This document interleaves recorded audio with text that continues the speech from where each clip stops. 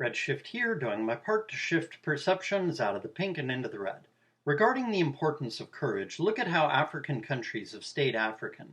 You could say that they're poor, so who wants to be in a country of just one race if it's poor, but that's not the point. Other countries could have tried to interbreed or otherwise exploit African countries, and to a degree they have financially exploited African countries, with predatory loans through the IMF and stuff like that. But it still remains the case that most African countries are primarily or entirely African.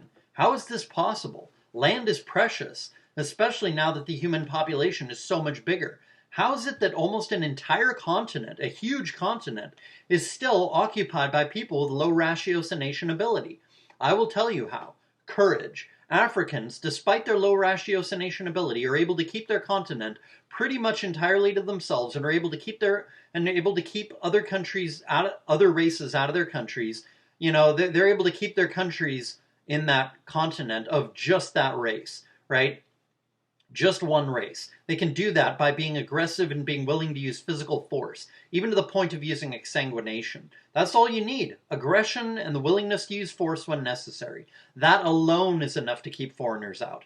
That's all Americans have to do, is start using force, even exsanguination when necessary, and it'll be enough to keep everyone out.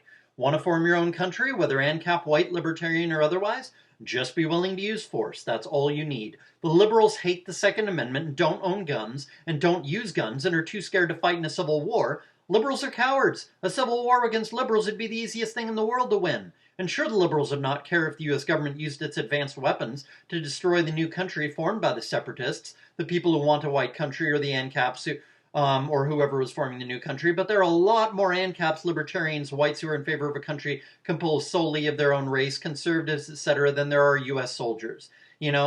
Just ANCAPs alone outnumber U.S. soldiers, I think. And so we could absolutely win a war against the U.S. government soldiers and Marines and cops and Border Patrol. The U.S. government can't fight a war against tens of millions of Americans. Not while we still have the Second Amendment. It is super important to understand that even if you have incredibly low ratiocination ability, you can still keep other races and other countries out of your own country by merely using the one technique of aggression and physical force. Most people are cowards, especially liberals. Liberals act tough, but they're actually cowards. Just start using physical force when dealing with liberals and they'll run scared. Same thing with illegal immigrants. Use physical force and they're going to run like cowards.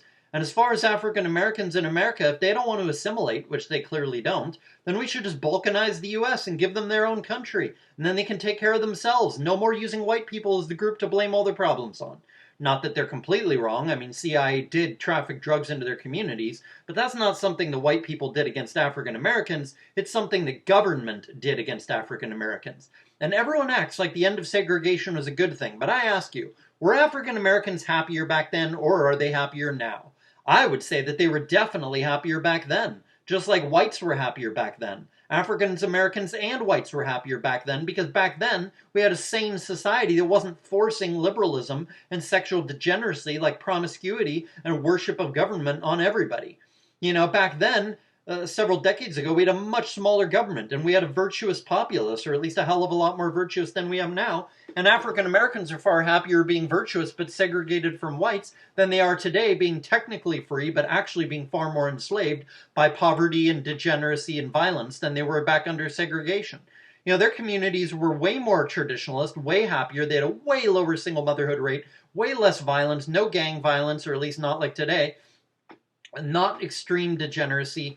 Their communities were not perfect. They still had a pretty high single motherhood rate of 25%, but that's way lower than today's 71% rate. They were way better off back then. And yeah, there wasn't the technology, but so what? Other than technology, nothing is better for African Americans today. Everything is worse.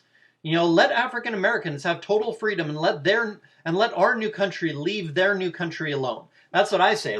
Let's balkanize the U.S. and let African Americans have their country and we'll have our country, and the Latinos who live in the U.S. can have their own country, etc. Everybody can have their own country, and then I say that we don't be predatory toward any of their countries. We just leave their countries alone and let them thrive. Let them, thrive or fail all on their own merits, not competing against them like another country trying to, out compete the other country in terms of tricky, what was it called? Like contracts and loans and trade agreements and all that shit. None of that predatory bullshit that America does today. You know what I mean? Like, don't be predatory toward the new countries. Now we'll see if they really and truly are better off without us, without white people. You know, maybe they'll do great. You know, I doubt it, but you know, if they do, awesome. I'm in favor of everyone thriving and being happy. But if they don't do better in their new country, if they actually do worse, and the new country formed from only African Americans is like a new Liberia that is an absolute hellhole, then everyone will know that during all of American history, it wasn't white people that were the problem. It was African Americans themselves who were the problem all along, due to low morals and or low level of ratiocination ability. And in a sense, you could say, well, you know, it's genetic. That's not their fault. Yeah, I feel sorry for them. It's not their fault, really. But on the other hand, it's not white people's fault. You know what I mean? But people people of African descent today, people who live in Africa today, Africans, you know, they give us a good example of what it takes to have your own country. You know, Africans show us that in order to have your own country, all you need is courage. All you need is the willingness and courage to use forcible exsanguination when necessary, and then you'll be able to have your own country, even if your people have low ratiocination ability. White people need to look at the good example that African people are giving them today and copy that good example, and that is have courage. You know, whites need to copy Africans in using exsanguination to make America a better place. I think, if I remember correctly, it was Nelson Mandela, who was a straight-up terrorist, whose terrorist group put tires around people's bodies and then lit those tires on fire. You know, his terrorist group burned their opposition alive with fire. That is pretty horrific. You know, and Nelson Mandela spent, if I think it was Nelson Mandela, he spent so much time in prison because he refused to renounce those horrific actions. But in the end, his side won, and he was released and hailed as a hero. I'm not saying the cause he used horror for was just or unjust. I don't know enough about it to know whether he was one of the good guys or the bad guys, but I know he used horrific lethal torture and that enabled his side to win, and he ended up being freed from prison in the end.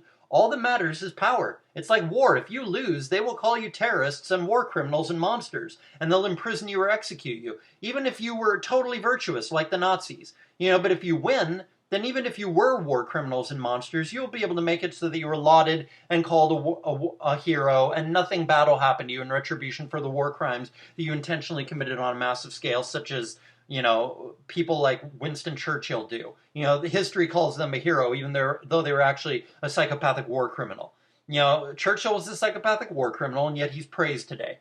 You know, the guy who led Germany, I don't want to say his name lest his vid get yanked, but his name starts with the letter H. That guy who led Germany was moral and brave and rational, and yet he lost. And so he is now the most slandered and vilified man in all of human history. There's no fair playing field except for what you force on your opposition. This does not mean there's no such thing as morality or that you're justified in doing whatever, but, you know, it does mean you have to, you know, be willing to use force. You know, it does mean there's no such thing as a morality which survives by being pacifist. You know, unless I suppose that group is way higher in ratiocination ability than anyone else and can thus survive by deceit, propaganda, wealth accumulation, and manipulation and control of the direction of the development of technology, as well as controlling government or whatever other powers exist, because of that race's high ratiocination ability, enabling them to get into key positions in government, like, you know, lots of judges, lots of politicians, lots of CIA and NSA agents, lots of bankers, etc. So, you know, what I'm saying is that if you want to be free and have a prosperous, moral, happy society that is functional and sustainable, then you must be willing to follow Africa's example and use exsanguinating force. You have to be willing to walk away and then use force to keep the cops out when they try to enforce the government's tyrannical bullshit on your group. There is zero reason for conservatives or libertarians or ANCAPs or MGTOW or alt-right guys to have a defeatist attitude or view that throws up its hands and acts like we can't win against the government or any of the other tyrannical powers. No, we can win and we must win. And actually, winning against the U.S. government would be the easiest thing in the world to do. All we need to do is organize so that we all start living together in the same place, and then all we have to do is use physical force to kick the cops out of the area and create a no-go zone. If Africans with average smarts of 70 can do it, then we who have average smarts of 100 can definitely do it. Cowardice is a self-fulfilling prophecy, and it's really true that cowardice is the only thing to fear. Once cowardice is gone, then we've gotten our balls back, then nothing will be able to stand against us. This has been Redshift, reminding you to get your balls back and start making videos advocating for the use of exsanguinating force to bring back peace and justice and fairness and virtue. If you're afraid to make content like this for fear of getting your channel banned, well then just use bland titles and avoid the use of certain words or phrases. Say XXers instead of, that gender. Use the phrase ratiocination ability instead of the phrase, use the phrase lack of ratiocination ability or low ratiocination ability instead of the phrase low and then followed by the 9th and then 17th letters of the alphabet. When discussing force, use the term forcible exsanguination instead of the more common and dangerous terms which will be more likely to result in a strike, such as the short word that starts with the letter K. In short, use made-up or more rare words like ratiocination ability and exsanguination. Those are both more rare terms, and a made-up term would be XXers. Use these kind of things to, use this kind of language to make it so that this company that likes to latch on to decide which videos are palatable and which are not palatable and must be removed, use this to get around those, restrictions. Getting around censorship is easy. You just have to have either number 1, a good vocabulary, or number 2, a good thesaurus, and number 3, the willingness to actually use those substitute words so that your videos won't get in trouble with this company. It's easy. Do it. Say whatever you want to say. Just say it in a careful way, a disguised way, so that you won't get in trouble. And you don't even have to say it in a disguised way in terms of hinting. You can be super clear about what you're saying, like I am. All you got to do is use words that are, rare, so that or made up, so that everyone knows what you're saying. But the company we put these videos on is not going to be able to recognize that as an inappropriate word. You know what I mean? So then you can say whatever you want. And this is a very good thing because of obvious reasons. Like Zeitgeist Eater said, free speech is the right that all other rights flow from. Peace.